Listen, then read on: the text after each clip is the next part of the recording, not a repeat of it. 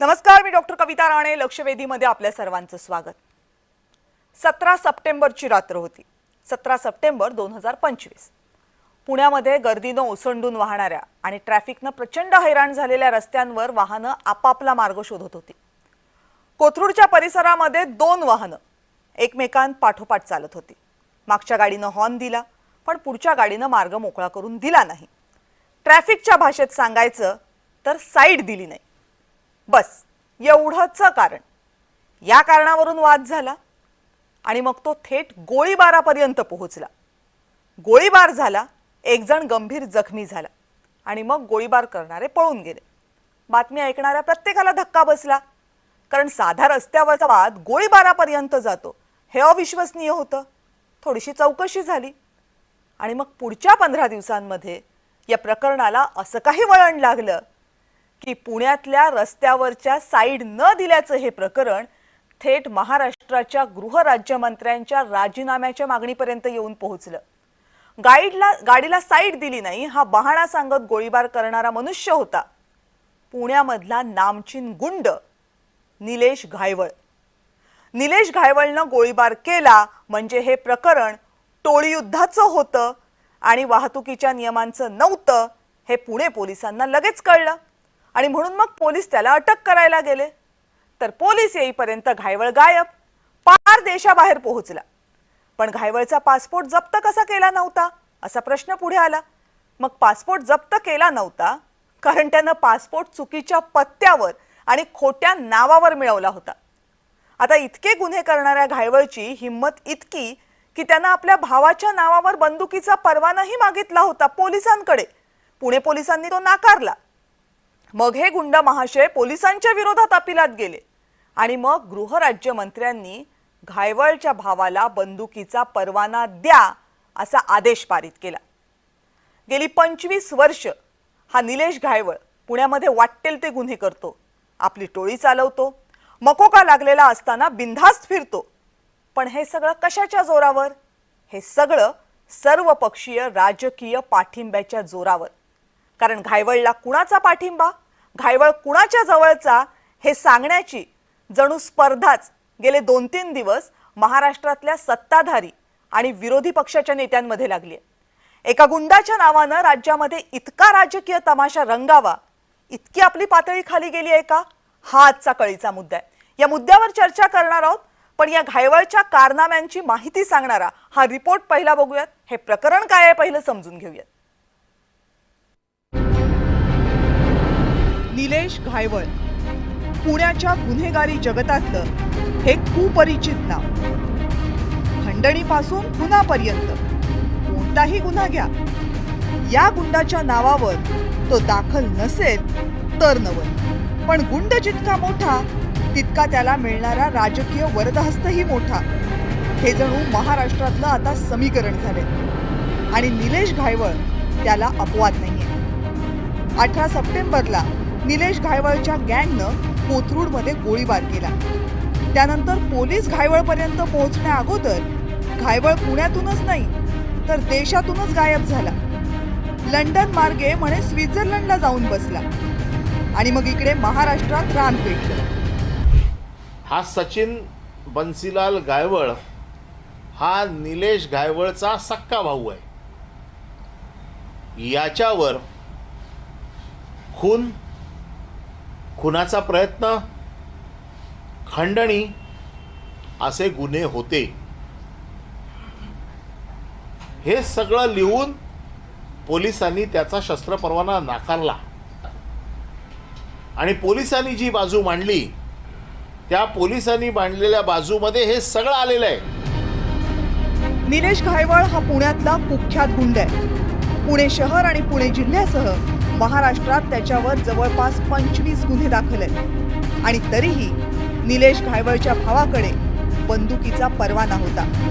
या परवान्याला पुणे पोलिसांनी मंजुरी नाकारली होती, पण राज्याचे गृहराज्यमंत्री योगेश कदम यांनी मात्र सढळ हस्ते ती मंजुरी दिली. ते महाराष्ट्राचे आजचे जे सभापती राम शिंदे सर यांच्या फार जवळचे आहेत. त्यांनी राम शिंदे सरांना सांगितलं असावं अशी एक चर्चा आहे आणि राम शिंदे सरांनी हे योगेश कदम यांना डायरेक्ट तरी फोन केला असावा, चर्चा केली असावी, नाहीतर होम मिनिस्टर कार्यालयामधून एक दबाव हा राज्यमंत्र्यांवर आला असावा आणि त्या अनुषंगाने सचिन गायवाळ जो मोक्यात सुद्धा अडकला होता पूर्वी असं आम्हाला समजतंय, त्याला तिथं बंदुकीचा परवाना दिला गेला. निलेश घायवळच्या भावानं म्हणे रोख रकमेची वाहतूक करण्यासाठी हा परवाना मागितला होता आणि आता याच बंदूक परवान्यावरून विरोधकांनी टीकेची झोड उठवली आहे. का घायवळ हे त्यांच्या पक्षाचे कार्यकर्ते आहेत का? काय पुण्यातले जे खासदार आहेत, पुण्याचं प्रतिनिधित्व करतात, मंत्र्यांनी किंवा लोकप्रतिनिधींनी असे प्रश्न टाळू नयेत. लोकांच्या मनातला शंकांना कुठल्या गटाचं तटाचं पक्षाचं कुणाचा जवळचा कार्यकर्ता लांबचा कार्यकर्ता कुणाबरोबर फोटो आहेत नाहीत हे असलं काही बघू नका. जर तिथं चूक असेल, जर कुणी कायदा हातात घेण्याचा प्रयत्न करत असेल, नियमाला पायमल्लीला लावण्याचा प्रयत्न करत असेल तर त्याच्यावर ऍक्शन घ्या.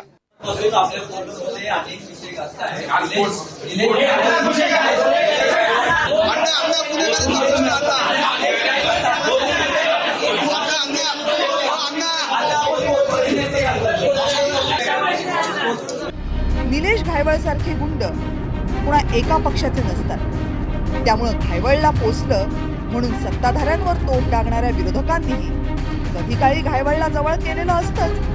भारतीय जनता पार्टीवर आरोप केल्यानंतर आता स्वतः रोहित दादांचा घायवळांसोबतचा फोटो आलाय. या फोटोचा नेमका अर्थ काय? ये रिश्ता क्या कहलाता है हा माझा रोहित दादांना सवाल आहे.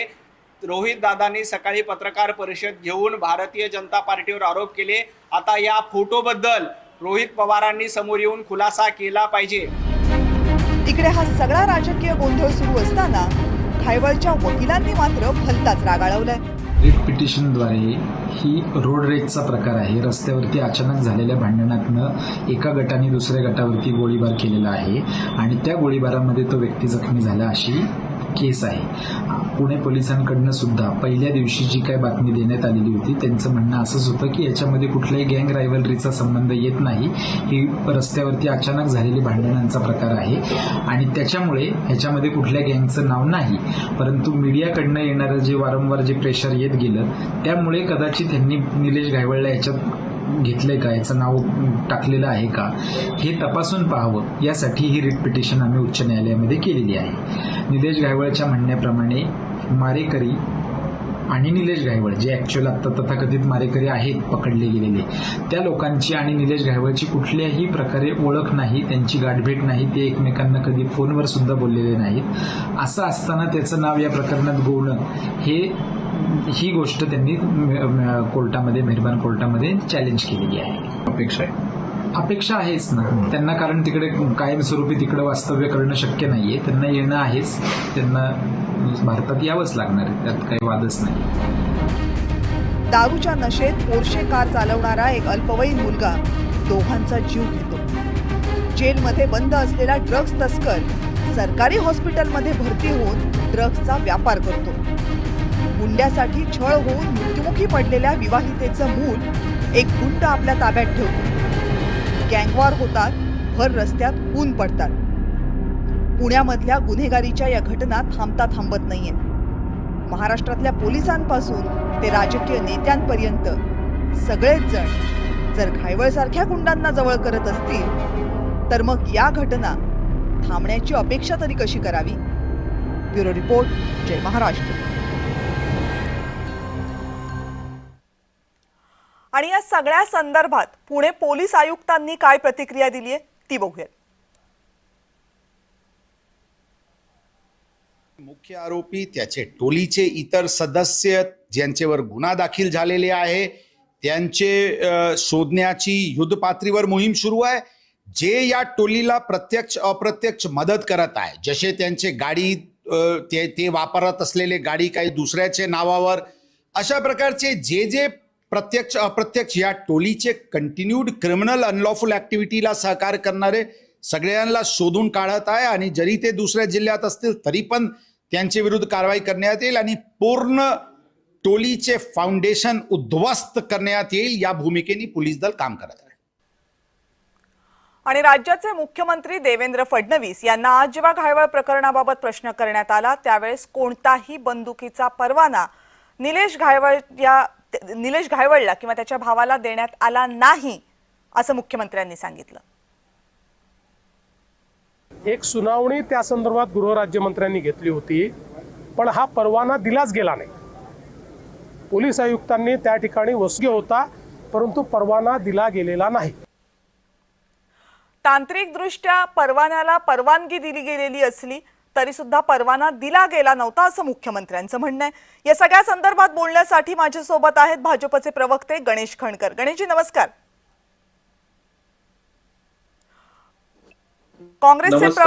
काँग्रेसचे प्रवक्ते कपिल ढोके आपल्यासोबत चर्चेत सहभागी आहेत. कपिलजी आपलं स्वागत. नमस्कार, थँक्यू. राष्ट्रवादी काँग्रेस शरदचंद्र पवार पक्षाचे प्रवक्ते ॲडव्होकेट अमोल मातेले ही चर्चेमध्ये आहेत. अमोलजी नमस्कार, आपलंही स्वागत. नमस्कार. नमस्कार. माजी अप्पर पोलीस महासंचालक PK जैन आपल्यासोबत आहेत. जैन सर नमस्कार, आपलंही चर्चेमध्ये स्वागत.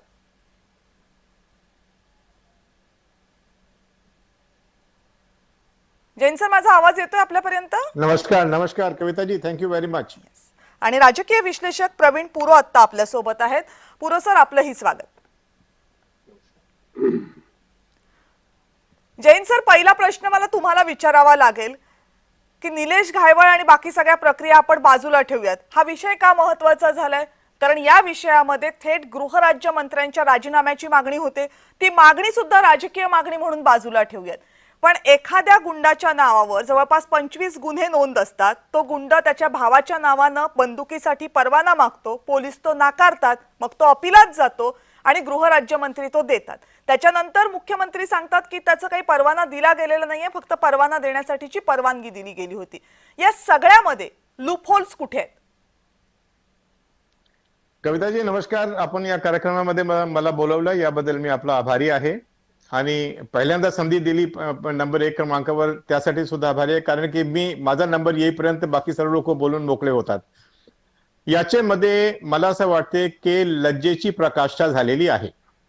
एका गृहराज्यमंत्र्यांनी एका गुंड माणसाला, आणि ज्याचा भाऊ एक मोठा गुंड आहे, या देशामधून फोर्स्ड पासपोर्टवरती पळालेला आहे, अशा माणसाला हे सांगून की त्याचे विरुद्धचे गुन्हे निकाली झालेले आहेत, त्याच्यामध्ये तो निर्दोष सुटलेला आहे आणि विविध कारणे देऊन त्याला परवान्याची मंजुरी दिली, ही गोष्ट इटसेल्फ अतिशय गंभीर आहे.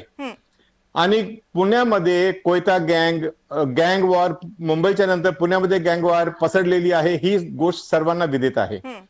आणि हा जो क्रिमिनल आहे, जो गुंड आहे, तो जरी कोर्टाच्या विविध केसेस मधून सुटला असला तरी आमच्याकडे एक बॅड कॅरेक्टर म्हणून कॅटेगरी आहे. बॅड कॅरेक्टर म्हणजे काही सणासुदीचे दिवस आले, काही ठिकाणी हिंसाचार किंवा लॉ अँड ऑर्डरच्या प्रश्न निर्माण होण्याची शक्यता झाली, त्यावेळी असे प्रकारचे बॅड कॅरेक्टर्स आम्ही पकडून आतमध्ये ठेवतो किंवा त्यांना त्याच्याकडून बॉन्ड लिहून घेतो. अशा प्रकारच्या माणसाला गृहराज्यमंत्र्यांनी शस्त्र परवाना देण्याचा निर्णय घेतला, ही आपल्यामध्ये एक अतिशय गंभीर आणि लज्जास्पद गोष्ट आहे. मला असं वाटते की आता माननीय मुख्यमंत्र्यांनी म्हटलेलं आहे की त्याला लायसन्स देण्यात आला नाही, कारण बहुतेक तिथले जे पोलीस आयुक्त आहेत त्यांनी याचा विरोध केला असावा. ऑर्डर गेल्यानंतर सुद्धा आम्हाला सुद्धा अपील करण्याची परवानगी आहे, म्हणून त्यांनी अपील केली असावी की याला देण्यात येऊ नये आणि हा ऑर्डर शासनाने मागे घ्यावा, म्हणून त्याचा एकदा परवाना इश्यू झाला नसेल. परंतु अशा प्रकारचे गुंड, आता आपण बघितलं रोहित पवारांसोबत उभा होता, त्याच्यानंतर बरेचसे इतर नेत्यासोबत उभा होता. मी प्रिन्सिपल सेक्रेटरी होम डिपार्टमेंट मध्ये असताना मी पाहिलेलं आहे की बरेचसे मंत्री इलेक्शनच्या पूर्वी नामचिन्ह गुंडांना जेलमधून कशा बाहेर काढावे यासाठी स्वतः माझ्या चेंबरमध्ये येऊन विनंती करायचे, कारण की त्यांची फाईल आम्ही क्लिअर करत नव्हतो आणि ते स्वतः येऊन विनंती करायचे. एका राज्यमंत्र्यांनी, काँग्रेस पार्टीचे होते ते, आपल्याला बहुतेक कळेल ते, त्यांनी असाच निवडणुकीच्या पूर्वी जवळजवळ 150 परवाने, शस्त्र परवाने त्याच्या स्वतःच्या डिस्क्रिशनरी पॉवरच्या अखत्याराखाली दिले. मला एवढंच विचारायचे आहे, आमच्याकडे युनिट कमांडर लेवलवरती बरेचसे परवाने नाकारले जातात, त्याच्यामध्ये बरेचसे एक्स आर्मी ऑफिसर्स असतात, एक्स पोलीस ऑफिसर्स असतात, त्यांना सुद्धा मी परवाना नाकारतो. अशा लोकांचा विचार राज्यमंत्री करत नाही. असे हे जे गुंड आहेत, ज्यांना राजकीय वर्दहस्त लाभलेला आहे, ते कोणत्याही पक्षाच्या असू द्या, अशा लोकांना परवाना मिळतो, हा एक अतिशय लज्जेची आणि लाजिरवाणी गोष्ट आहे. मला असं वाटतं की माननीय मुख्यमंत्र्यांनी एक चांगला याच्यामध्ये वेळेवर त्यांनी एक आवरून घेतला हा केस. अदरवाईज म्हणजे अशा प्रकारच्या गुंड जो इलिगल वेपन्स घेऊन आधी कृत्य करत होता, आता त्याला तुम्ही लायसन्स परवाना दिलेला आहे की तुम्ही जाऊन गुंडगर्दी करा. अशाचा भाग आहे ते. ठीक आहे कविताजी, थँक्यू सर. हे इन्साइट खूप महत्वाचं होतं आणि म्हणून तुम्हाला मी पहिली बोलण्याची संधी दिली, कारण टेक्निकल मुद्दे यातले प्रोसिजरियल मुद्दे जे आहेत ते तुम्ही चांगले सांगू शकणार होता, त्यामुळेच तुम्ही पहिलं बोलणं महत्वाचं होतं. गणेश खणकरजी, काय अशी अपरिहार्यता असते की अशा गुंडांना, ठीक आहे की मुख्यमंत्री सांगतायत की आम्ही लायसन्स दिलं नाही, पण लायसन्स देण्यासाठीची प्रक्रिया गृहराज्यमंत्र्याच्या स्तरावर पूर्ण झाली होती, याचे तर कागदपत्र उपलब्ध आहेत.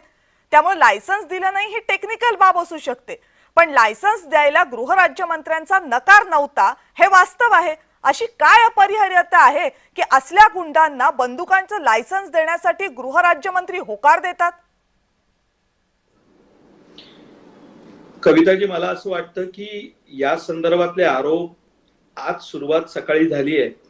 म्हणजे रोहित पवारांनी या संदर्भातलं काय वक्तव्य केलं असेल किंवा गेल्या 2 दिवसांपासून याची चर्चा सुरू झाली असेल, यातली स्पष्टता अजून यायची आहे की नेमकी गृहराज्यमंत्र्यांनी त्यावरती काय नोट लिहिली होती ती क्लिअर होईलच म्हणा.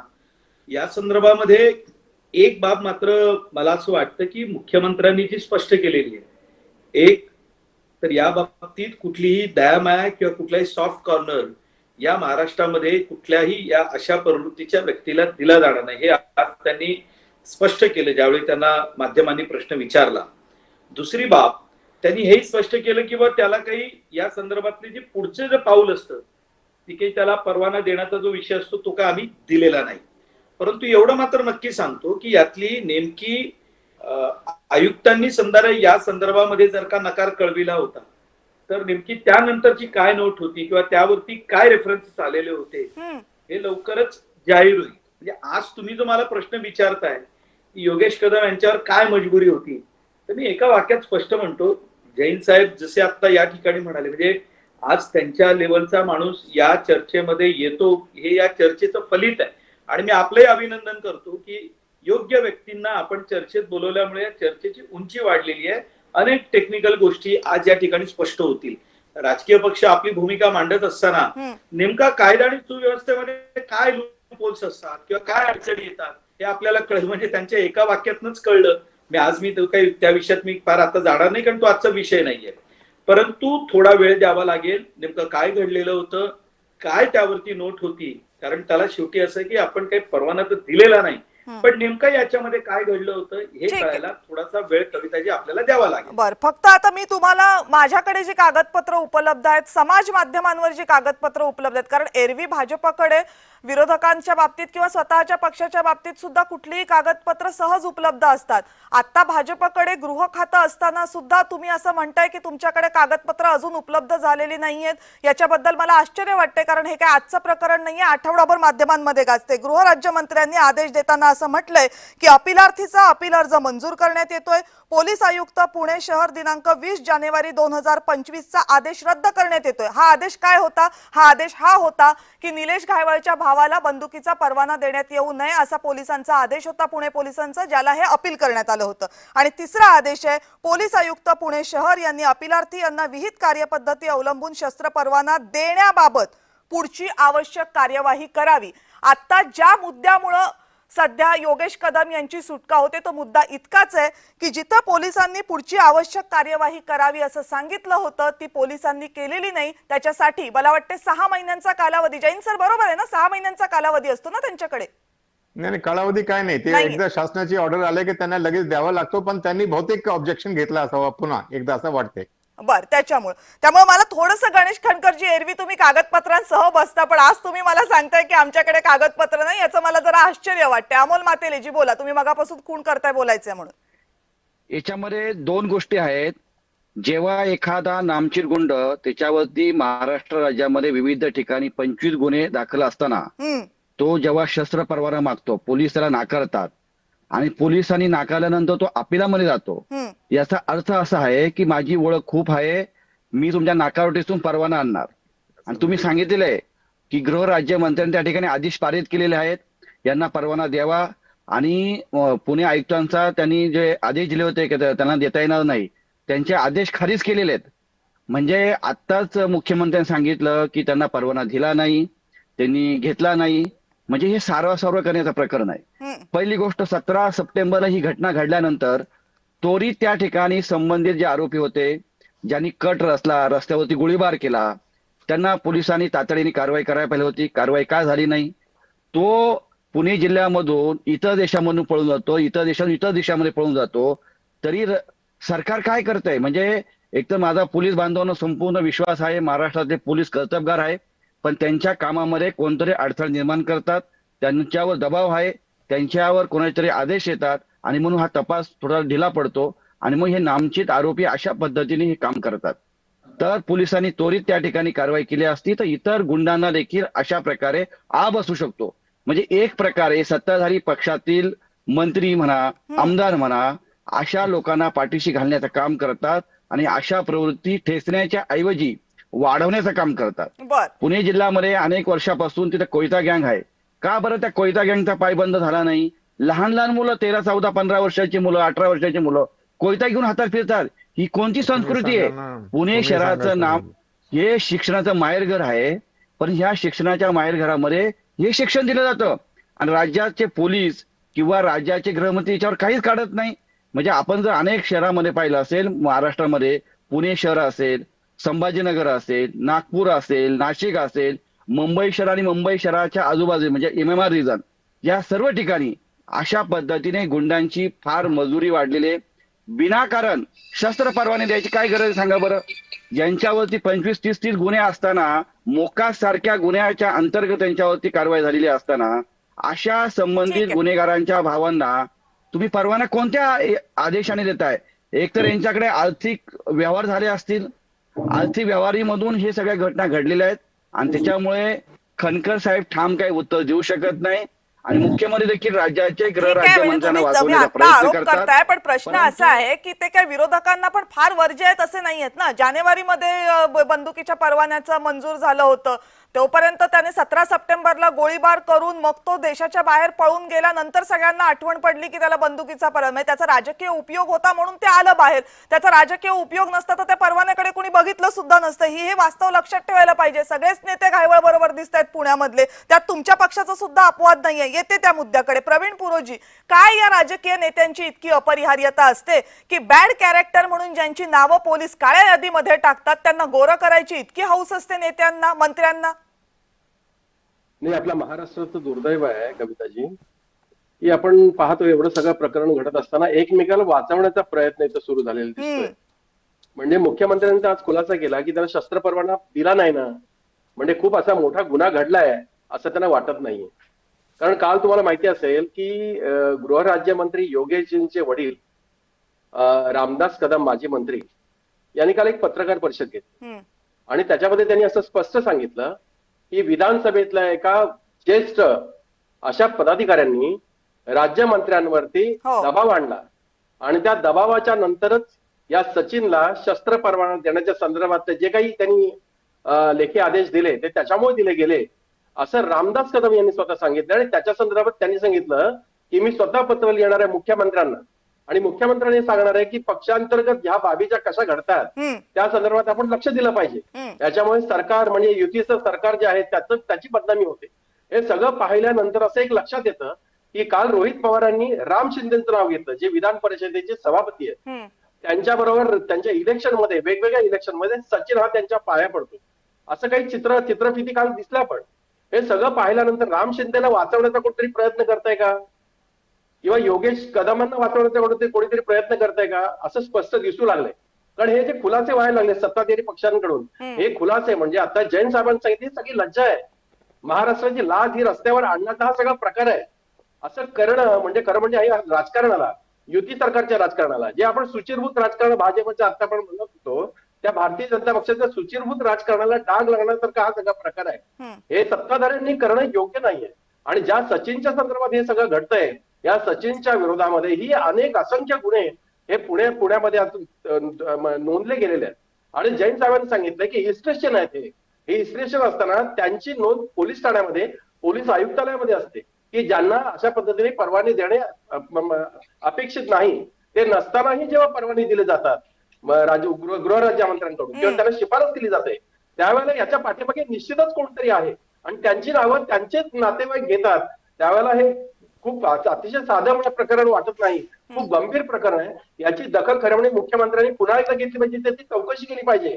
जर शिंदेचं नाव पुढे आलं असेल तर त्यांची चौकशी करण्याची जबाबदारी ही मुख्यमंत्री म्हणून आणि गृहमंत्री म्हणून राज्याची, ज्यांच्याकडे आपली सगळ्यांची अपेक्षा आहे की हे होता कामा नये महाराष्ट्रामध्ये, त्यांच्याकडून ही अपेक्षा ही चौकशी अति सखोल चौकशी झाली पाहिजे. नाही, राजकारणाच्या विरही हे खरं आहे तुमचं म्हणणं. राजकारणाच्या विरहीत जाऊन हे काय कुठल्या पक्षाचा नेता आहे वगैरे एवढ्या पुरतं हे मर्यादित नाहीये ना.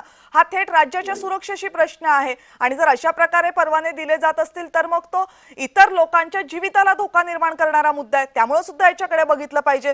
कपिल डोकेजी, पण इथे वाईट या गोष्टीचं वाटतंय की इथे कुठल्या एका पक्षाला जबाबदार धरता येत नाहीये. सगळ्याच पक्षातले नेते याच्यामध्ये सेम प्रकारे सहभागी आहेत. ऍब्सोल्युटली.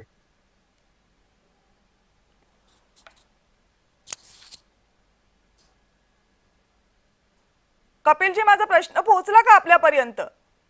नाही, परत विचारा. परत विचारते. एरवी विरोधक सत्ताधाऱ्यांवर टीका करतात अशा मुद्द्यांवर, पण इथे एवढं दिसतंय की विरोधक काय आणि सत्ताधारी काय, सगळ्याच पक्षांचे नेते आहेतच निलेश घायवळ सोबत.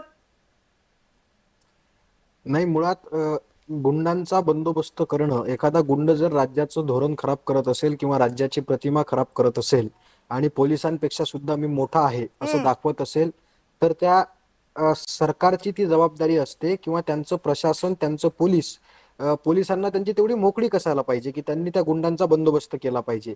इथे जर आपण पाहिलं असेल तर निलेश घायवळ, ज्याच्या लगेच मुसक्या आवळून त्याला तुरुंगात टाकायला पाहिजे, तो यांच्या नाकावर टिचून लंडनला निघून जातो. त्याचा भाऊ या ठिकाणी शस्त्र परवान्यासाठी अर्ज करतो.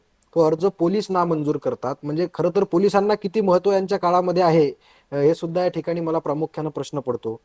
आणि पोलिसांच्या अर्जाला गृहराज्यमंत्री त्याचा अपील मंजूर करून त्याला शस्त्र परवाना देण्यासंबंधीच्या, ठीक आहे, एक लाईन जरी त्यांनी स्वतःच्या बचावासाठी ठेवली असेल तरी सुद्धा 99% त्या ठिकाणी शस्त्र परवाना देण्यासंबंधीचं अपील मंजूर करतात. हे सगळ्यात मोठं या राज्याच्या म्हणजे राज्यांमध्ये गुंडांना किती अभय आहे, राज्याच्या गृह विभागावरचं सगळ्यात मोठं प्रश्नचिन्ह हे आपण लक्षात घेतलं पाहिजे. आता राहिला प्रश्न, आता भाजपची लोक, मुख्यमंत्र्यांचं उत्तर ऐकून तर मला फार मोठा प्रश्न पडला की मुख्यमंत्री म्हणतात परवाना तर दिला नाही ना.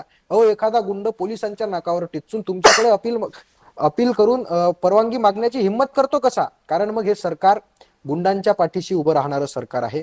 आम्ही सातत्यानं सांगत असतो, मी प्रत्येक डिबेटमध्ये सांगतो की चोर, मवाली, गुंड, भ्रष्टाचारी, बलात्कारी, लुच्चे, लफंगे हे सगळे जर कुठे भेटत असतील तर ते भारतीय जनता पार्टीमध्ये भेटतात.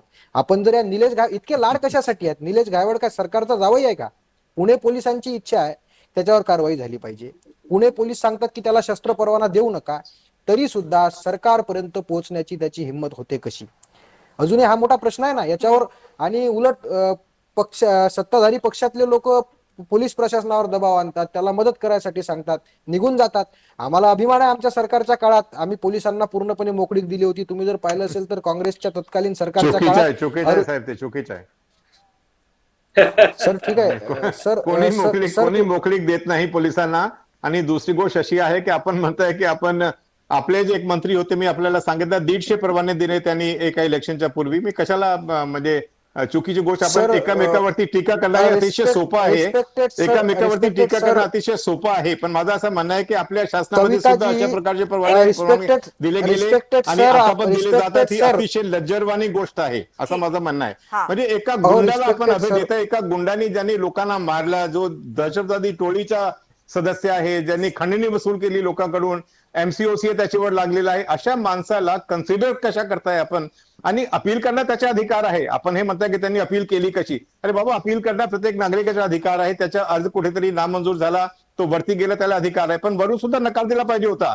तिथे काही कारण सांगून आपल्याला त्याला सावरासावरी करून, काल मी एका दुसऱ्या डिबेटमध्ये होतो, तिथे सर्व पार्ट्याचे प्रवक्ते जे आहे अपोजिशन सोडून बाकी सर्व त्याला जस्टिफाय करत होते. कशा जस्टिफाय करतात त्यांना?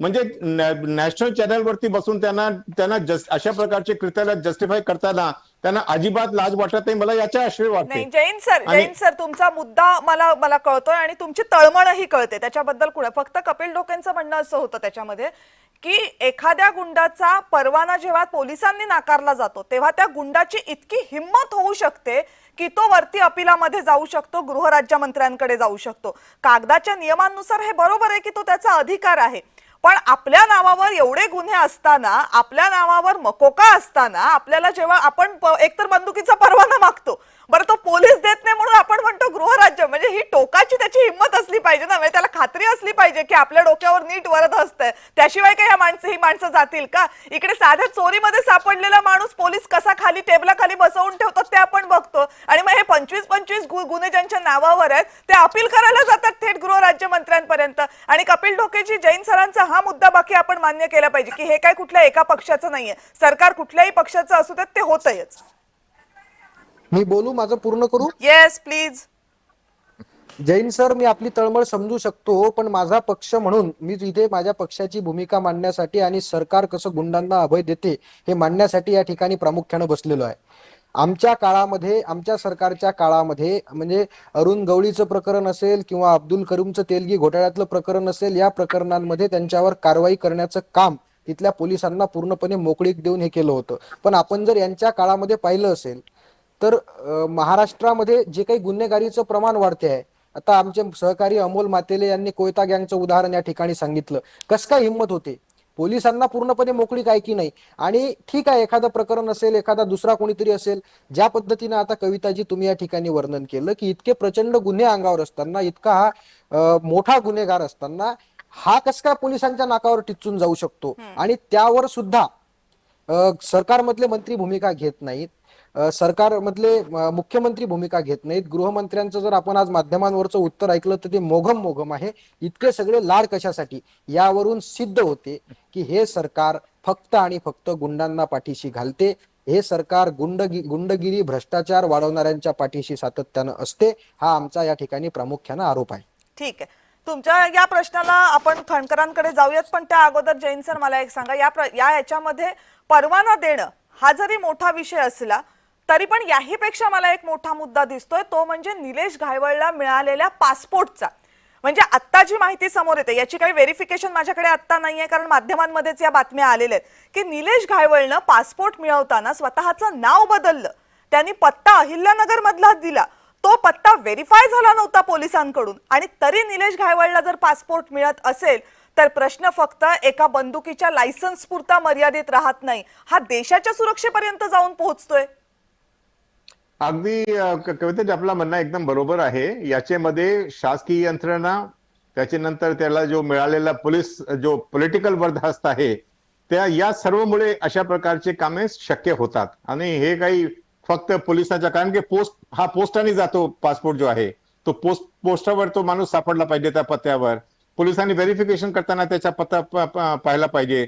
आता सर्व लोकांच्या जो आधार कार्ड आहे, जो कधीही डुप्लिकेट होऊ शकत नाही, मग तो घेतला पाहिजे. बऱ्याचशा याच्यामध्ये गोष्टी आहेत, पण हे कुठेतरी काय असते, प्रेशर टॅक्टिक्स कुठेतरी वापरले जातात, पॉलिटिशियनचा वापर केला जातो, सरकारी अधिकाऱ्यांना काहीतरी त्यांना कॉम्प्रोमाइज केला जातो, त्यांना पैसे दिले जातात, जे काही त्याचं आहे. आणि या संपूर्णमुळे, आणि हे आपलं म्हणणं एकदम बरोबर आहे की अशा कृत्यामुळे या देशाची सुरक्षा सुद्धा धोक्यात येते. आज हा माणूस पुण्यामध्ये बसून असा करू शकतो, उद्या पाकिस्तानचा माणूस करू शकतो, बांगलादेशचा करू शकतो, आणि होतं आपल्या देशामध्ये. आता ही SIR जी सुरू झालेली आहे बिहारमध्ये, आपण बघितलं कितीतरी लोक बाहेरचे सापडले. तर कुठेतरी ही संपूर्ण यंत्रणा जी आहे ती कॉम्प्रोमाइज झालेली आहे. आज आपण कुठेतरी राशन कार्ड घ्यायला गेला, 2000 रुपये लागतात, आणि तुम्ही कायदेशीर मार्गाने गेला आणि तुम्ही लाच दिली नाही तर तुम्हाला 10 चक्रे मारावे लागतात त्या कार्यालयामध्ये. ही तर मी एक साधी गोष्ट सांगतो आपल्याला.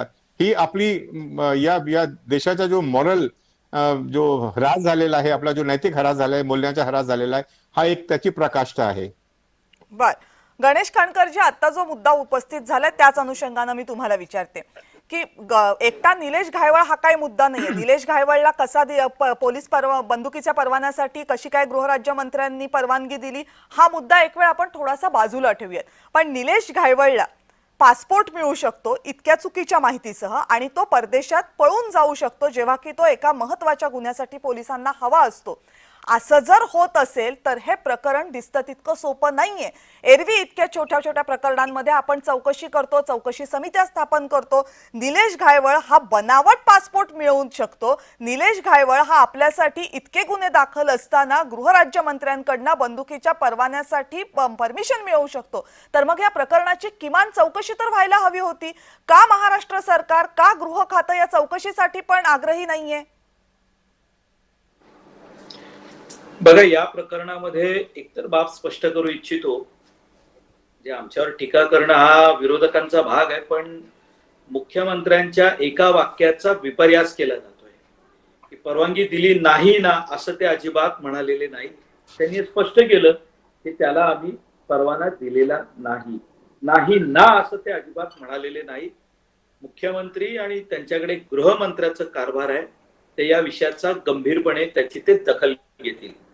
तुम्ही आता जो प्रश्न विचारलात तर त्या अनुषंगाने मी एवढंच सांगेन की हा विषय अत्यंत गंभीर आहे. या बाबतीत कुठलाही कॉम्प्रोमाइज होणार नाही आणि याची चौकशी करणार नाही की याची आवश्यकता नाही असं कोणीही म्हणालेलं नाही. हे प्रकरण दिसतं तेवढं सोपं नाहीये. बनावट पासपोर्ट तयार होतो, त्याद्वारे एखादा गुंड या देशातनं पसार होतो. म्हणजे हा विषय आज आपण चॅनलवरती बोलत असलो तर या दिसतो तेवढा विषय सोपा नाही आणि याची गंभीर दखल घेतली गेलेली आहे हे आज तुम्हाला स्पष्ट करतो. मधल्या काळामध्ये महाराष्ट्रामध्ये जी काही अतिवृष्टी आणि इतर सर्व विषय असतील त्यामुळे कदाचित या विषयाची तेवढी चर्चा झाली नसेल, माध्यमांवर याची चर्चा होत होती, पण गृह खातं म्हणून ज्या वेळेला हा एवढा गंभीर विषय येतो त्याची चर्चा होत नाही असं मी अजिबात मानणार नाही. तुम्हाला लवकरच पुढच्या 2-3 दिवसामध्ये याची नक्कीच डेव्हलप झालेली अपडेट दिसेल. फक्त या निमित्ताने मला एक बाब, म्हणजे तुम्ही जर मला परवानगी दिली तर एक स्पष्ट करायची आहे की काँग्रेसच्या प्रवक्त्यांनी म्हणजे बोलत असताना मी त्यांच्याकडे गांभीर्याने बघत होतो. त्यांचं वय बघता की ते जेव्हा हसण्या खेळण्याच्या वयामध्ये असतील त्यावेळेला या महाराष्ट्रामध्ये हितेंद्र ठाकूर, पप्पू कलानी हे असे काही साधू संत हिमालयातनं थेट आले होते आणि काँग्रेसच्या टिळक भवनामधून त्यांना थेट उमेदवारी साधू संत या नावानिमित्ताने काँग्रेसने त्यांना दिली असावी. बघा, असं आहे की पुण्या शहराचा ज्या वेळेला आपण विचार करतो ना, पुणे असेल, नाशिक असेल, पिंपरी चिंचवड असेल किंवा त्या तत्सम भाग म्हणजे मावळ, थोडक्यात लोणावळा वगैरे या भागामध्ये 1990च्या नंतर जी काही डेव्हलपमेंट झाली आणि जमिनीचा जो काही पैसा या भागामध्ये आता तिथल्या काही जणांच्या हातामध्ये आलाय किंवा ज्यांना या जमिनीचं महत्व कळलं त्यांनी त्यावेळेला जमिनी विकत घेतल्या आणि नंतर त्या सोन्याच्या भावाने विकल्या. यामुळं त्या भागामध्ये एक पद्धतीची संघटित गुन्हेगारी ही विकसित झालेली आहे. मी काही त्यासाठी की आमच्या वेळी कमी झाली, तुमच्या वेळी जास्त झाली मी असं म्हणणार नाही, पण मी 1990 यासाठी म्हणतो की या देशामध्ये आर्थिक मुक्तता आल्यानंतर जे काही इन्व्हेस्टमेंट सुरू झाल्या, मग त्यामध्ये सहाराचा विषय असेल किंवा अनेक प्रकरणं त्यामध्ये ती लेख उभी राहिली आणि त्यानंतर या भागामध्ये ज्या MIDC कंपनीज आणि जे काही रिसॉर्ट्स उभी राहिली त्यामुळे काही जणांकडे ठराविक पद्धतीनं पैसा एवढा आलेला आहे की त्या पैशाचा उपयोग करून ते 99 ते 2014 काही गुन्हे घडले आहेत का पुण्यात? त्यावेळी कोयता गँग नव्हती का? तर होती ना, पण हे गुन्हे वाढतायत त्याचं कारण जमिनीचा मुबलक पैसा या काळामध्ये या भागातल्या काही जणांकडे आलाय. ही वस्तुस्थिती आणि जैन साहेब ते मान्य देखील करतात. नाही, हे नाकारण्याचं काही कारणच नाहीये. म्हणजे पुण्याच्या बाबतीत थोडा जरी कोणी विचार केला किंवा अगदी किमान खोलामध्ये गेलं पुण्याच्या भौगोलिक परिस्थितीसह, तरी तुम्ही म्हणताय ते राजकारणाच्या पलीकडे जाऊन ते नाकारण्याचं काही कारण नाहीये. कुठल्या वेळेस कोण सत्तेमध्ये होतं, कोण जबाबदार होतं हे करून राजकारण करता येईल, पण पुण्याचं बदललेलं सामाजिक जीवन आणि त्या अनुषंगानं तिथे वाढलेली गुन्हेगारी याला कुठेही लपवता येणार नाहीये. आणि निलेश घायवळ सुद्धा त्याच सगळ्या एकूण घडामोडींचा परिपाक आहे हेही मान्य करायला हवं. अमोल मातेलेजी, प्रश्न असा आहे की 17 सप्टेंबरला ही घटना घडते आणि त्यानंतर जेव्हा एक आरोप असा होतो की गृहराज्यमंत्र्यांनी निलेश घायवळला हा परवाना दिला, तेव्हा फक्त राजकीय नेते विशेषतः विरोधी पक्ष जागे होतात. पण जेव्हा निलेश घायवळ बनावट पासपोर्ट घेऊन जातो त्यावेळेस कोणी विचार, म्हणजे ह्या एकूण प्रकरणाची चौकशी करण्याची मागणी खरं तर विरोधकांनी करायला हवी, पण ती मागणी होत नाही. मागणी एकच की फक्त गृहराज्यमंत्र्यांनी कसा दिला आणि गृहराज्यमंत्र्यांचा राजीनामा. म्हणजे या निमित्तानं सुद्धा दोन्ही सत्ताधारी पण आणि विरोधक पण राजकारणच साधतायत ना. हा कविता ताई, याच्यामध्ये हा जो गुन्हेगार आहे हा नामचित गुन्हेगार आहे. 17 सप्टेंबरला घटना घडल्यानंतर सगळे टीव्ही चॅनल चर्चा झाली की ह्या घायवळणी गोळीबार केला, यांनी निरपराध लोकांवरती म्हणजे काही कारण नसताना गोळी चालवली गेली. एवढं सगळं असताना देखील याला एक प्रकारे अभय मिळालं म्हणून हा एअरपोर्टवरून बाहेरच्या देशामध्ये गेला. हा मोठा गंभीर गुन्हा आहे. कोणाचा तरी वरद हस्त असेल म्हणूनच गेला. परत आपला खोटा पत्ता देऊन पासपोर्ट काढला. असा सहजासहजी पासपोर्ट मिळत नाही, ज्याच्यावरती 25 गुन्हे गंभीर स्वरूपाचे आहेत. इतके राजकीय केसेस जरी असतील तर पासपोर्ट मिळत नाही. आंदोलनाच्या केसेस असतील तर पासपोर्ट मिळत नाही. ही महाराष्ट्र राज्याची परिस्थिती आहे. आणि अशा व्यक्तीला एवढ्या गंभीर स्वरूपाचे गुन्हे असून तिच्यावरती कोणती कारवाई होत नाही. खनकर साहेब कुठे सांगत नाही, आम्ही समर्थन करत नाही, पण तुमच्या लोकांनी त्याला अभय दिलंय. एका देशामधून दुसऱ्या देशामध्ये जातो कसा एवढा नामचीन गुंड? तुम्ही त्याला मुसक्या बांधून आता पण आणायला पाहिजे. 23 दिवस झाले ह्या घटनेला. 17 तारखेला घटना घडली, आज 10 ऑक्टोबर आहे. या कालावधी तुम्ही काय केलं सांगा बरं? आतापर्यंत एकाही आरोपीला जर तुम्ही पकडू शकलं नसाल तर तुमच्या गृह खात्याचं अपयशच एक प्रकारे. आणि तुम्ही 1990च्या घटना काय सांगताय? विद्यमान परिस्थितीमध्ये आताच तुम्ही सांगितलं की गृह राज्यमंत्र्याला कोणाचा तरी आदेश आला म्हणून त्याने आदेश दिला. म्हणजे पोलिसांनी त्याचं नामंजूर केल्यानंतर देखील तो अपिलात गेला. याचा अर्थ त्याच्यावरती राजकीय कोणाचा तरी वरद हस्त होता म्हणून त्यांनी अपील केलं आणि अपिलात जाऊन तो त्यांनी त्या ठिकाणी परवाना मिळवला. एवढं सगळं तुमच्या नाकावर टिचून त्यांनी सगळ्या गोष्टी केल्या, तरी पण तुम्ही विरोधकांना दोष देताय. विरोधकांना दोष देऊ नका. ह्या ज्या गुंड प्रवृत्तीचे लोक आहेत त्यांना मोडीत काढलं पाहिजे. त्यांचं कोणी समर्थन करू शकत नाही. आता मला सांगा, 3 वर्षापूर्वी हे इथले आमदार गुजरातला पळून गेले, गुवाहाटीला पळून गेले. त्यानंतर ह्या राज्यामध्ये जेव्हा ते आमदार आले, शपथविधी झाला, मुख्यमंत्री झाला, त्यानंतर नको ते आमदारांना वाय दर्जाची सिक्युरिटी. आता पण ते आमदार मुंबईमध्ये शहरामध्ये दाटीवाडीच्या ठिकाणी जेव्हा आमदार फिरतात त्यांच्याबरोबर कितीतरी पोलीस असतात, पोलिसांच्या गाड्या असतात. कशाला पाहिजे यांना संरक्षण? नको त्या ठिकाणी म्हणजे पोलीस खात्यात दुरुपयोग केला जातो, दबाव आणला जातो. यांच्या कार्यकर्त्यांना, प्रवक्त्यांना कुठेही धमक्या येत नाही, काही नाही, तर यांना पोलीस प्रोटेक्शन कशाला पाहिजे? आता देखील डिबेट चॅनल मध्ये जे काही प्रवक्ते असतील सत्ताधारी पक्षाचे त्यांना देखील खनकर साहेब मला बोलू द्या, तुमच्या मध्ये मी बोललो नाही, लक्षात ठेवा.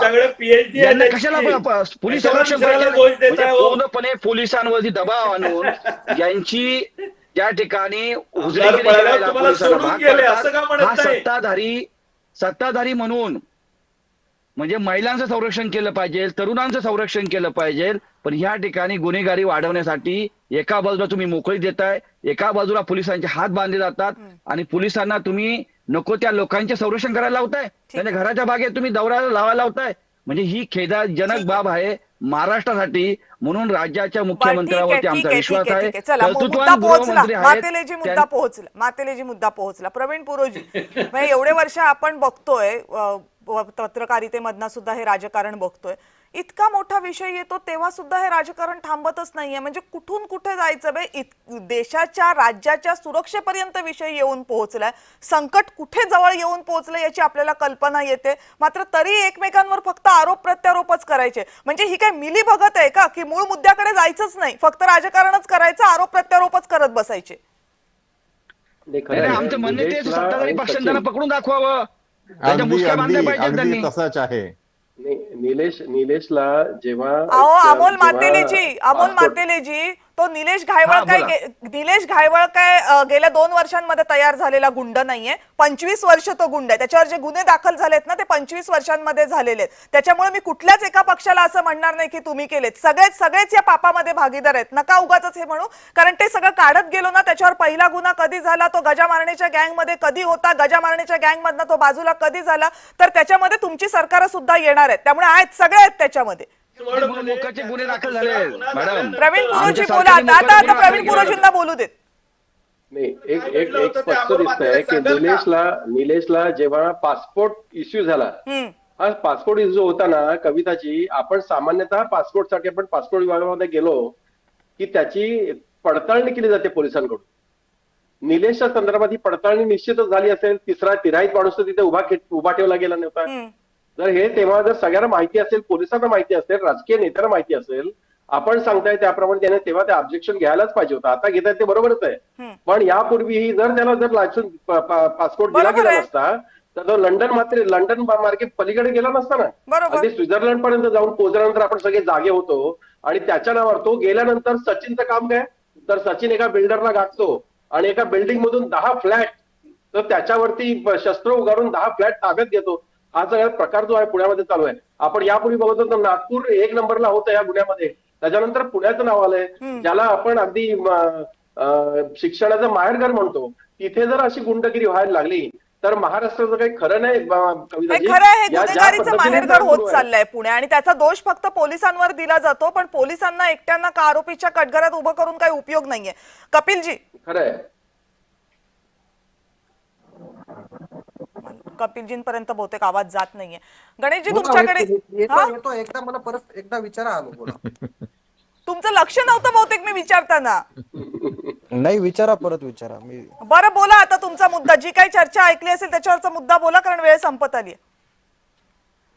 मुळात माझा पुन्हा एकदा तोच प्रश्न आहे की निलेश आता मी माजी अप्पर पोलीस महासंचालकांचं सुद्धा ऐकत होतो, आणि भारतीय जनता पार्टीचे प्रवक्ते आदरणीय गणेशजी खनकर यांनी सुद्धा ठामपणे सांगितलं की 2-3 दिवसात या प्रकरणावरचं सगळं काही आम्ही कारवाई करू, सगळं काही समोर आणू. गणेशजी, 23 दिवस झालेत आज हा घायवळ आपल्या देशातून व्हिसा घेऊन फरार झालेला आहे. त्याचा तुम्ही अद्यापपर्यंत बंदोबस्त करू शकले नाही. सरकारला घायल करून गेलाय सरकार. ठीक आहे अमोलजी, थांबा आता. आणि कविताताई, तुम्ही सुद्धा सांगितलं की हे काही कोणा एकाच्या काळातलं नाही. मी अजूनही दाव्यानं सांगतो, आमचं सरकार जर असतं तर अशा पद्धतीनं पोलिसांच्या नाकावर टिचून गुंडांना जाऊ दिलं नसतं. कारण त्या पद्धतीचं आम्ही गुंडांचं सरकार चालवत नाही, आम्ही कायद्याचं राज्य चालवतो. आपण जर पाहिलं असेल तर रोज कुठ्यातरी मंत्र्यासोबत कुणीतरी गुंड दिसतो. प्रवीण गायकवाडांना मारणारा मागे तो सोलापूरचा गुंड त्या बावनकुळे सोबत फिरत होता. आता हा गृहमंत्री योगेश कदमांचा याला आशीर्वाद आहे. शिवसेनेचे मंत्री त्यावर बोलायला घाबरतात. हा सगळा जो काही प्रकार आहे, मी पुन्हा एकदा सांगतो की हे सरकार गुंडांना पाठीशी घालणारं सरकार आहे. आमचं सरकार जर असतं तर आतापर्यंत घायवळला घायाळ करून त्याला पोलिसांनी चारी मुंड्या म्हणजे त्या ठिकाणी आणलं असतं. पण यांचं सरकार गुंडांना पाठीशी घालते. गणेश खनकरांनी, हसू नका गणेश खनकर, तुम्ही सांगता कपिल डोके, गणेश खनकर तुमच्या मधात बोललेलो नाही. गणेश खनकर तुमच्या मधात बोललेलो नाही. मला प्रतिप्रश्न कविताजी करू शकतात, तुम्ही करू शकत नाही. दिवस झाले का ना आणलं तुम्ही त्या गुंड्याला पकडून? सांगा ना आतापर्यंत. गणेश खनकर थांबा,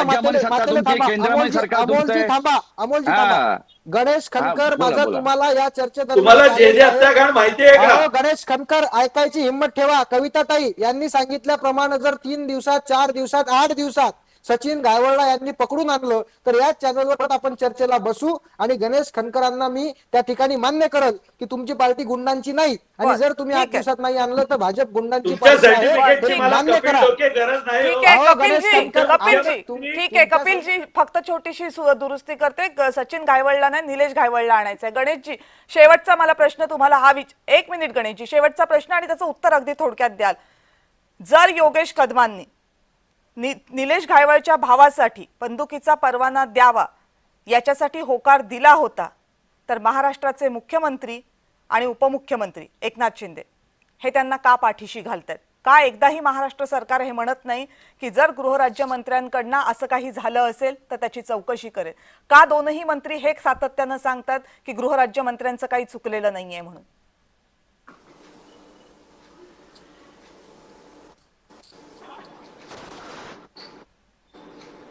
गणेशजी बोला. मला प्रश्न विचारला. हो, हा प्रश्न तर गृहराज्यमंत्र्यांचा प्रश्न. या पॅनल मध्ये मी दुसरं कोणाला विचारणार? नाही, मी कपिल डोकेंचं ऐकत होतो ते एकदम. त्यामुळे नाही, तुम्ही जे म्हणताय बघा, असं आहे कविताजी, मी सुरुवातीलाच एक वाक्य बोलताना मी बोललो जे तुम्ही लक्षात घेतले नाही. तुम्ही थेट आम्ही कागदपत्र घेऊन बसलो नाही या विषयाकडे तुम्ही वळलात, मी तुम्हाला काउंटर केलं नाही. मी मगाशीच एक वाक्य बोललो की या संदर्भातलं त्यांनी जे नोटिंग पाठवलेलं असेल किंवा त्यांनी नेमकं काय त्याच्यावर म्हटलंय, या बाबतीत पुढच्या 2 ते 3 दिवसामध्ये नक्की खुलासा होईल. हे प्रकरण मी मगाशी वाक्य उच्चारलं की दिसतं तेवढं सरळ नाहीये की या बाबतीतला शस्त्र परवान्याचा विषय, त्या बाबतीतलं परवानगी दिली नाही दिली याची अनेक वाक्य सांगण्याचा प्रयत्न विरोधकांकडनं झाला. पण हा विषय गंभीर आहे आणि एकनाथ शिंदेकडे आज ज्या वेळेला ते भेटायला गेले त्यानंतर स्टेटमेंट त्यांचं समोर आलेलं आहे. या संदर्भामध्ये नेमकं काय घडलंय हे एकनाथ शिंदेजी आणि फडणवीस हे महाराष्ट्र समोर आणतील. मी हे स्पष्ट करू इच्छितो की ज्या पुणे शहरामध्ये हा प्रकार घडलाय त्या पुणे शहराची ओळख ही या पद्धतीनं होणं हे महाराष्ट्राच्या हिताचं नाही आहे. त्यामुळे हे प्रकरण आम्ही फार इझिली घेतलंय किंवा या प्रकरणाला लेट गो करणार आहोत असं समजण्याचं काहीही कारण नाही. दुसरी बाब कविताजी, एखादा गुंड परदेशात पळून गेल्यानंतर म्हणजे आज ज्या पद्धतीनं कपिल ढोके ज्या सहजतेने बोलले, होय प्रशासनाची चूक झाली आहे का, तर झाली आणि ती मी मान्य करतो. काहीतरी त्याला त्यामध्ये तुमच्या सत्तेमुळे गेलेला आहे. लक्षात ठेवा, प्रशासन कोण चालवते? गणेश खटकर प्रशासन कपिल ढोके चालवते की काँग्रेस पार्टी चालवते? या बाबतीमध्ये देशामध्ये सरकार आहे, तुमच्या प्रशासनामध्ये हस्तक्षेप आहे. तुमच्या प्रशासनामुळे कविताजी गुंडांना हस्तक्षेपामुळे हा गुन्हा होऊन गेलेला आहे. अहो कविताजी, तुम्ही गुंडांना पाठीशी घालताय. पकडलं तर पोलिसांनी सरकारने मुसक्या आवळल्या, गुंड पळून गेला तर प्रशासनाची चूक झाली. हे कुठलं उत्तर आहे? गणेश खनकर, तुम्ही पळ काढताय. तुमचा बसलेले मुख्यमंत्री तुमचे आता हे प्रशासनाचे बॉस आहेत ना. गणेश खनकरजी, म्हणजे फक्त आपण राजकीय दृष्टीने एकमेकांकडे नको बघूयात. हा मुद्दा बरोबर आहे ना की जर चूक झाली असेल, जर गृहराज्यमंत्र्यांच्या परवानगीवर प्रश्नचिन्ह उपस्थित होत असतील आणि पोलीस प्रशासनानं जर हे स्पष्टपणे सांगितलं असेल की हा गुंड आहे, याला परवाना देता येणार नाही, तर हा प्रश्न किंवा हा मुद्दा फक्त प्रशासनावर ढकलता येणार नाही. यासाठी मंत्र्यांपर्यंत जर शेवटी मंत्री हे त्या खात्याचे प्रमुख असतात, सगळी जबाबदारी अल्टिमेटली लाईज विथ देम. जर त्यांनी ते नाही जबाबदारी पार पाडली आणि त्यांच्याचकडनं चूक झाली असेल तर ती एखाद्या पोलीस अधिकाऱ्याकडनं झालेल्या चुकीपेक्षा सुद्धा गंभीर चूक आहे आणि त्यामुळे हे प्रकरण जास्त महत्त्वाचं होतं. एखाद्या व्यक्तीला पासपोर्ट चुकीच्या पद्धतीने मिळत असेल तर तो देशाच्या सुरक्षेचा प्रश्न आहे. तुम्ही म्हणताय ही गोष्ट खरी आहे, निलेश घायवळचं प्रकरण दिसतं तितकं सोपं नाहीये, कारण एखादा व्यक्ती चुकीच्या नावावर चुकीच्या पत्त्यावर पासपोर्ट मिळवू शकतो. तो पासपोर्ट घेऊन तो गोळीबार करून दुसऱ्या देशामध्ये पळून जाऊ शकतो आणि इकडे त्याच्या कुठल्याही गोष्टीला काहीही हात लागत नाही. हे जर इतकी राजकीय वरदहस्त या गुंडांना मिळत असेल तर पुणेच काय, महाराष्ट्र सुद्धा सुरक्षित नाहीये. आणि जर तो सुरक्षितता सुनिश्चित करायची असेल तर निलेश घायवळच्या मुसक्या आवळून त्याला भारतामध्ये, महाराष्ट्रामध्ये आणावं लागेलच. पण त्याला कुणी कुणी आतापर्यंत पाठिंबा दिला, त्याला कुणी कुणी आतापर्यंत पाठीशी घातलं, त्याला कुणी कुणी आतापर्यंत मदत केली, या सगळ्याचा हिशेब मांडावा लागेल आणि सरकारला ते करावं लागेल. तरच या व्यवस्थेवरचा, लोकशाही मधल्या लोकांचा विश्वास कायम राहील. आपण सगळेजण या चर्चेमध्ये सहभागी झालात. जैन सर, तुमचे विशेष आभार, कारण तुमचे इन्साइट्स या चर्चेसाठी, प्रोसेस समजून घेण्यासाठी खूप महत्त्वाचे होते. आणि आपल्या सगळ्यांचे पण आभार की राजकीय हेवेदाव्यांच्या पण पलीकडे जाऊन एका महत्त्वाच्या मुद्द्यावर आपण सर्वांनी चर्चा केली, त्याबद्दल धन्यवाद. आणि यानंतर लक्षवेधीमध्ये वेळ झाली इथेच थांबण्याची. पाहत रहा जय महाराष्ट्र.